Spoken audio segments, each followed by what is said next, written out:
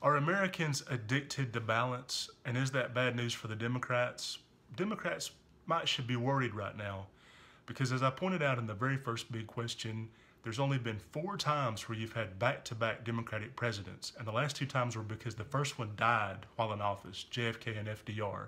So to find a case where you've got 2 that were one president, the first president he reached his term limit and he had to pass the baton, and the next president was a Democrat, you got to go back to 200 years ago, Andrew Jackson and Van Buren.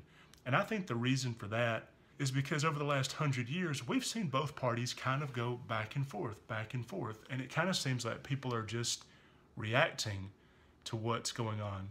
I like to say sometimes that American politics is not an action, but a reaction. So you might have Herbert Hoover, and he'll lead to FDR. And Harry Truman might lead to Eisenhower. And Eisenhower will lead to JFK. And LBJ will lead to Nixon. And Ford will lead to Jimmy Carter. And Jimmy Carter leads to Reagan Bush. And Reagan Bush leads to Clinton. And Clinton leads to second Bush. And second Bush leads to Obama.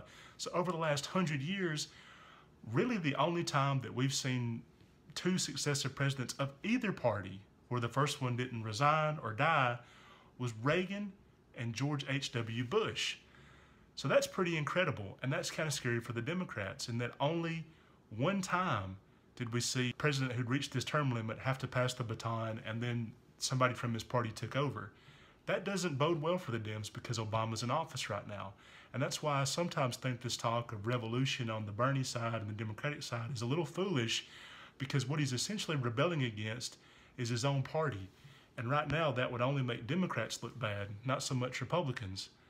So I think because we've seen power change hands and go back and forth, that's a little scary, because it means Americans are addicted to balance. If they don't like what a president is doing, they're more likely to turn to the other party, so it's foolish to run against what that president has done if he's in your party. And it means that they may very well turn to the Republicans this year, which is why we have to put our strongest candidate up there. Hillary, in many ways, is a policy wonk and a technocrat, which I think is taking on a bad term and a bad meaning, but it's actually a really good thing. People who turned to George H.W. Bush after Reagan, they were mostly responding positively to his policies, and they wanted to see a capable, boring bureaucrat take that over and run with it. Well, Hillary could be that for Obama. Now, that's not inspiring, and that doesn't really motivate people, and that doesn't inspire a passionate base, but it just might be the way to get a Democrat elected and also have a pretty damn good president for the next 4 years.